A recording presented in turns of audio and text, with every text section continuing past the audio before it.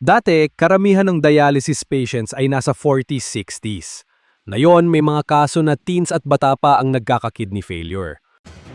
Ikinaalarma ni Pangulong Bongbong Marcos ang dami ng mga Pilipinong nagkakasakit sa bato na mas mataas na raw kung ikukumpara sa global average. Ayon sa datos, 1.11% ng dialysis patients ay 10 years old pababa. 0.62% ay 11 to 19 years old. May mga kwento ng 14 years old at 16 years old na nakadialysis na dahil sa sobrang soft drinks, junk food at puyat. Bakit pabata na ng pabata ang nagkakasakit?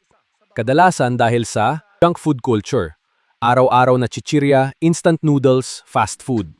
Inumin overload.